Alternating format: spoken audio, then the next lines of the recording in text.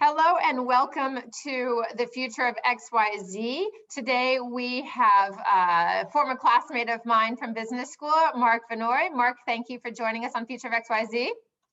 Thank you so much for having me. It is a pleasure. Mark is going to be speaking about the future of leadership, and a topic that perhaps has never been more important than in this current moment. Mark is qualified to talk about this for a whole bunch of reasons, not least of which he is a partner at THNK, which is a school of creative leadership based in Amsterdam in the Netherlands. He is also a member of the expert network at the World Economic Forum, focusing on innovation and leadership. He is a former McKinsey and Accenture consultant. He's a public speaker and advisory board member, as well as a published author. And most importantly, he has an MBA from INSEAD, as I do.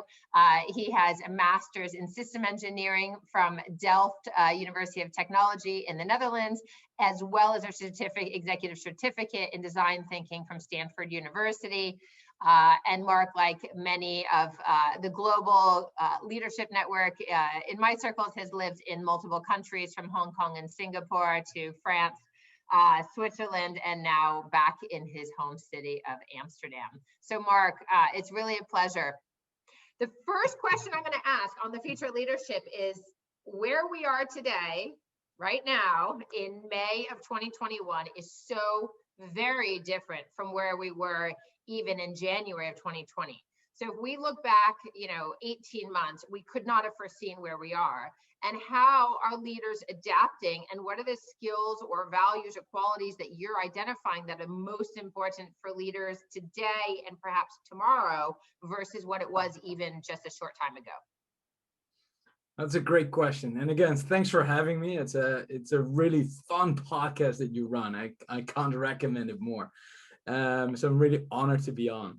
I think if we talk about leadership, leadership follows long trends and short cycles. I think what you're describing is the short cycle, right? In just 1 year, a lot changed. If we look at that year, for leadership, the main thing that changed is that we do all of this that you and I are doing now. We're sitting on Zoom or on Teams or whatever technology you use, but we're not physically together anymore. That's the main thing that has changed in this short cycle.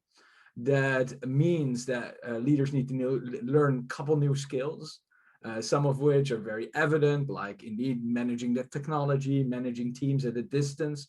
Some of them are really hard, like managing the stress that comes with this COVID crisis.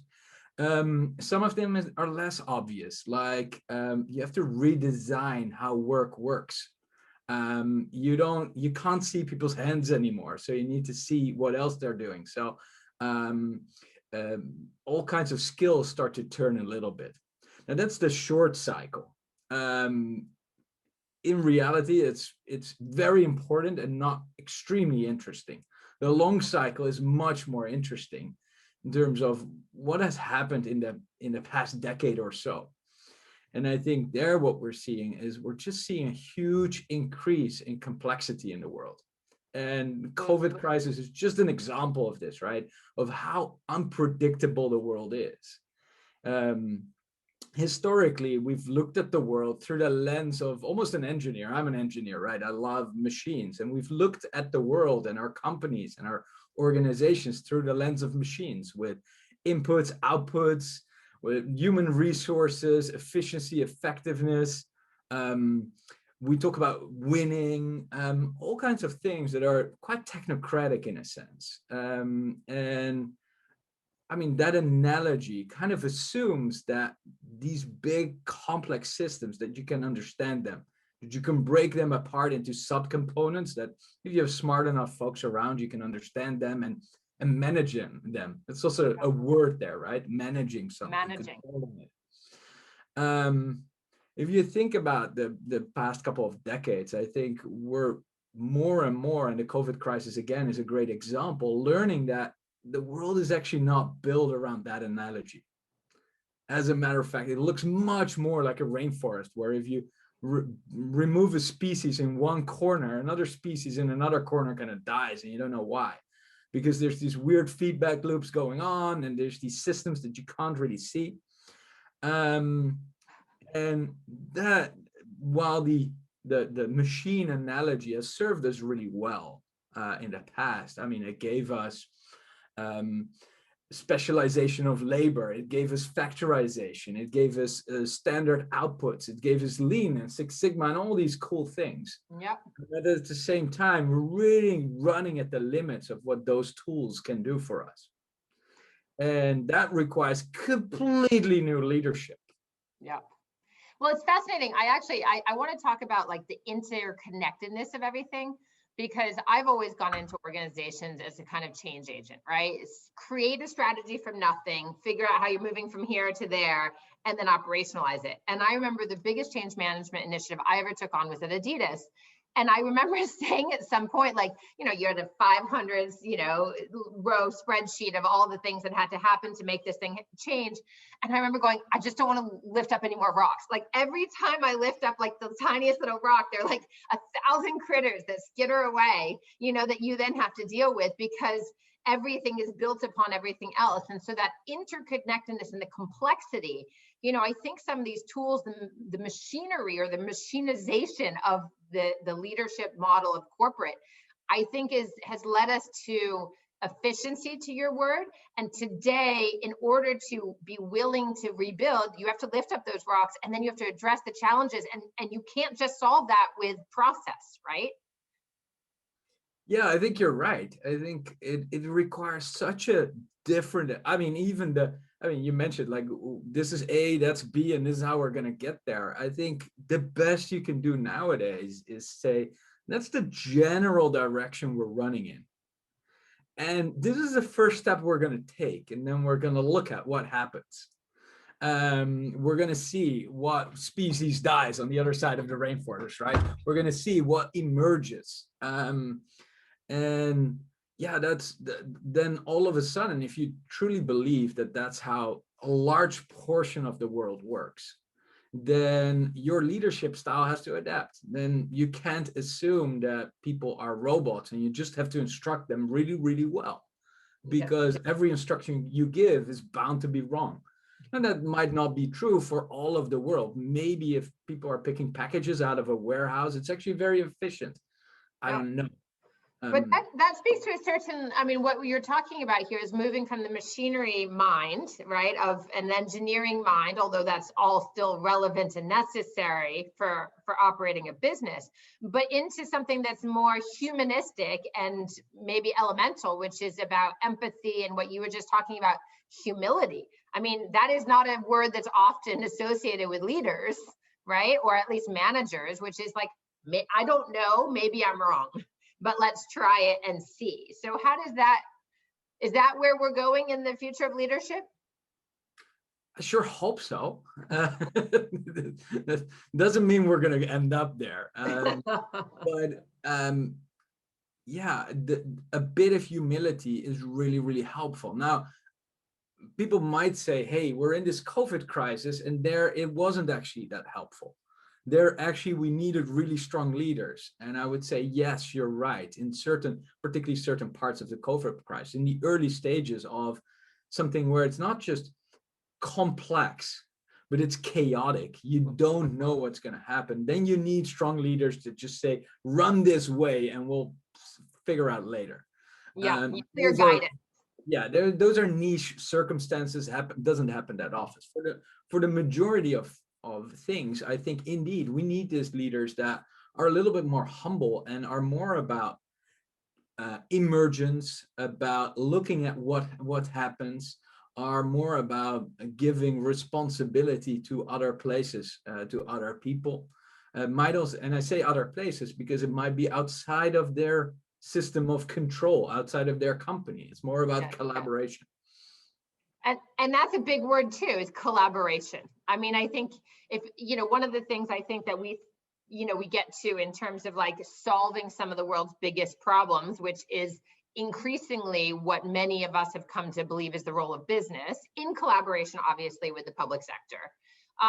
But really, it's this collaborative model, which is not an extractive take model of my profits alone. It is, all rising tides lift all ships. How do you teach that kind of leadership?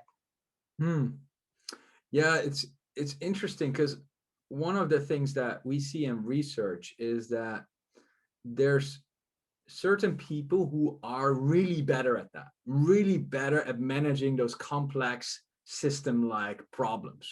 For example, transformations, big company transformations.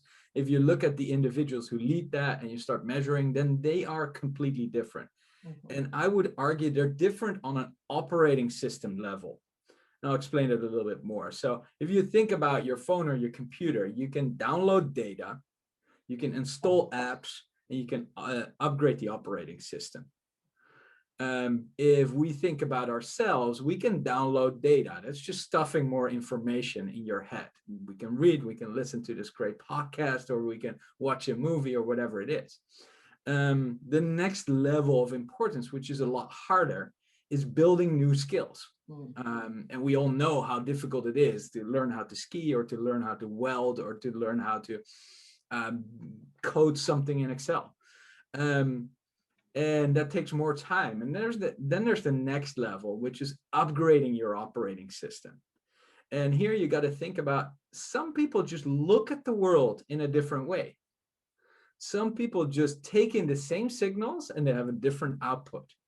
Now you and I, and 75% of all adults, or 90% of all adults, have gone already through two of those operating system upgrades, at least. One was from when we were a baby, when we thought we were the world, and everything that came into our field of vision was this magical thing that was kind of us. And when it wasn't there, it didn't exist anymore. We went to this moment where we said, oh, these are objects I can interact with. And by that time, still, our emotions were subject to us. We were hungry and we just took the sandwich of our brother, right? Or we were angry and we just hit the classmate. Until we became what we then call socialized.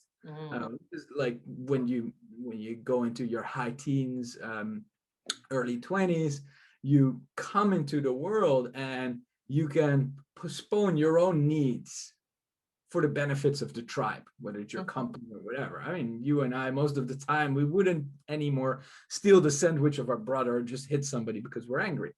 No, not usually. I hope.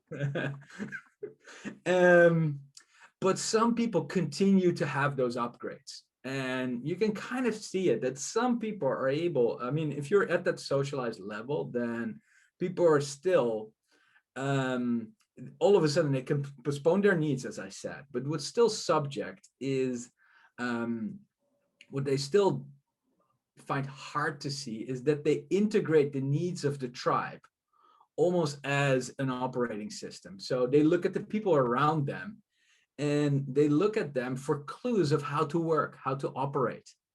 And we recognize that in ourselves as well, right? Checking whether you're doing the right thing. And at that level, you start almost living and breathing the norms and values and strategies of that tribe, whether it's your company or your family or your village or whatever it is. Absolutely. Some people break through that and they start to chart their own pattern, their own path. And these are the effective change makers and entrepreneurs that we know. People like, I don't know, maybe Elon Musk, who bounces through and says, you know what, screw it. You might think this is not possible. I think it is possible. Or a person like Steve Jobs, maybe not necessarily in the nicest way, not in the most painless way. Without humility. There's not that much humility there. No, No. Not always. Some are. Yeah. But that aggressiveness to chart your own path, it's a new operating system. All of a sudden, you can download your own values. And then there's some people who upgrade again and who start doing that at a much more subtle level.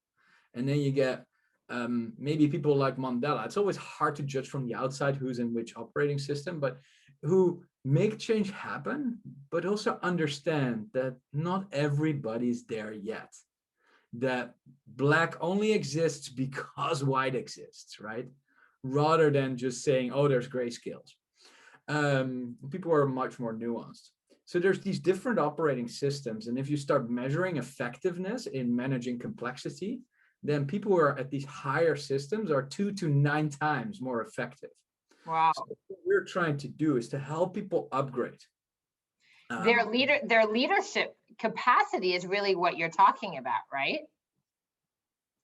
That's pretty amazing. So like you're talking about operating systems, and what you're really talking about is this combination of skill sets that goes beyond management into leadership, because leadership is not just corporate, of course. It can be governmental, as you said, community, village, family, friends, whatever, volunteer work. You have leadership, and what you're talking about is these operating models or operating systems that you keep adding skills. So you're providing information, you're upgrading the skill, then you're upgrading the entire system and taking it to another level, and then you kind of keep repeating. And so you're talking about taking people on a curve of this. Is that a fair summary? Yeah, which is not always easy, right? I mean, if you upgrade your operating system, your phone is going to be down for an hour or two.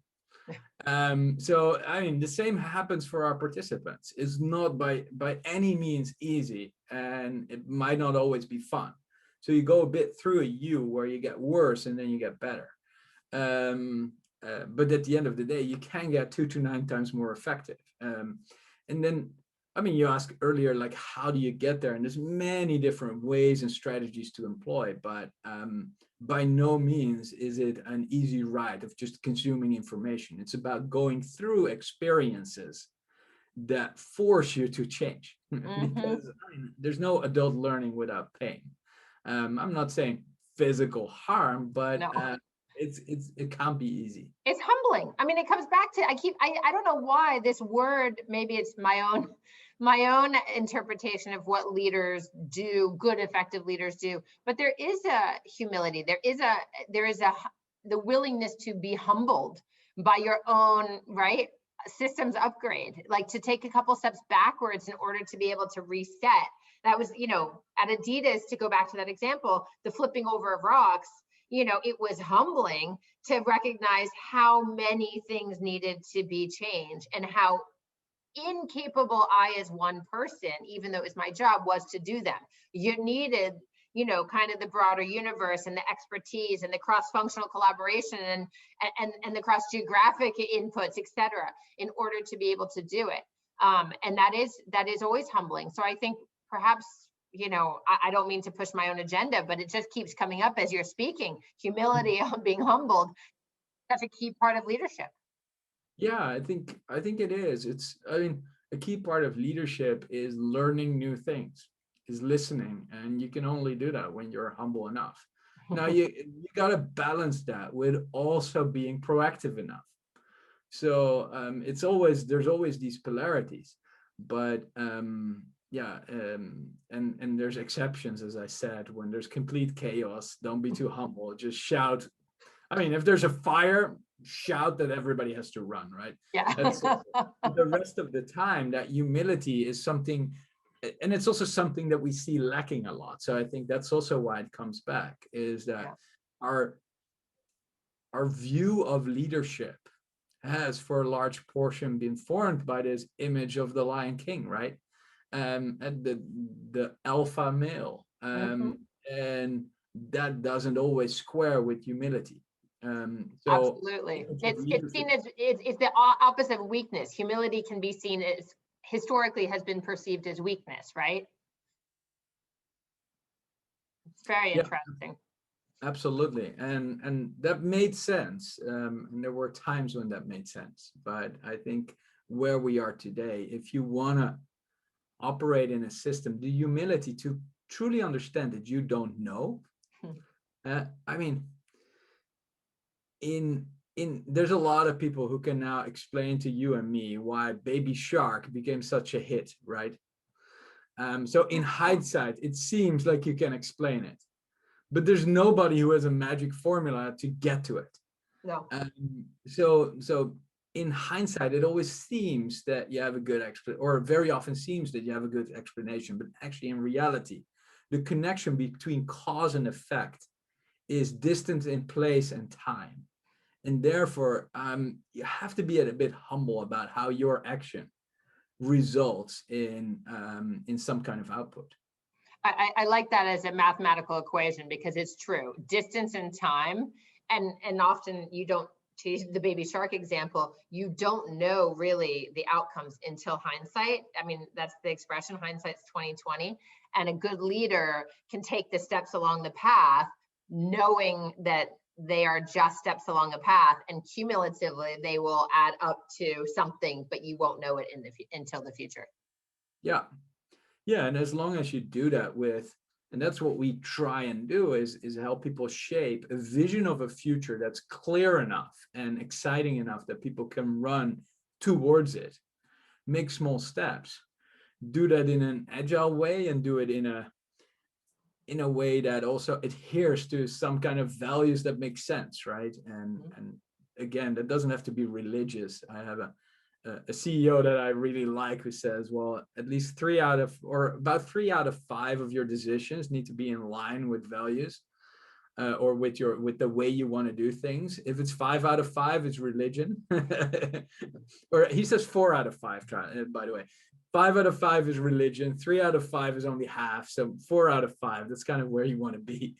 I like that. It's someone who talks a lot about values-led decision-making, and brand building. I like that. I'll be reflective on that.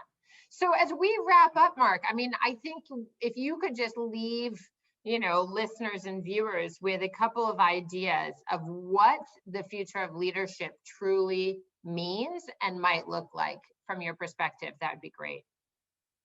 Yeah, I think there's probably three ideas here. One is this notion of the shift from the analogy of a machine to the shift of the analogy of something that's more nature-based, that's less easy to understand. The second thing is this notion that it's less about downloading information, it's less about building new skills. It's really about improving this operating system. And then if you want to do that, if you want to embark on this journey, there's a couple of things that work. It works to become really good at listening, at asking questions, to become better at seeing patterns, which requires a bit more mindfulness. So listening and asking questions are real skills you can build. You can get better at it over decades, despite the fact of how simple these skills seem to be, because we have ears. We don't always use them well. But yeah, mindfulness is this other thing. And I mean, there's many ways of doing it. Some people run, some people meditate, some people have a religious practice, whatever works for them, but finding a way to calm yourself in that storm and being able to take distance and see the patterns that emerge again, and take enough time to envision this future that can be compelling and interesting enough to nudge people towards. I think those are the 3 levels of ideas that I think are most important for me. I love that. And I think I'm going to just wrap all of that's important, but that idea of building a future that is compelling enough that people want to run towards and iterate towards, I think is just wonderful. So the future of leadership is also the future of setting the right future vision. Absolutely. And hopefully that's a one that's better for all of us and the little spaceship Earth that we live on. Absolutely. Well, Mark, as always, it is such a pleasure. Thank you for joining me on Future of XYZ today to talk about the future of leadership and for all the insights that you have shared. The pleasure is all mine. Thank you so much for having me. And everyone who's watching, if you don't already subscribe, please do so on YouTube or Apple, Spotify, SoundCloud, wherever you get your podcasts. And be sure to follow us also on Future of XYZ on Instagram. Thanks, and we'll see you again next week. Take care.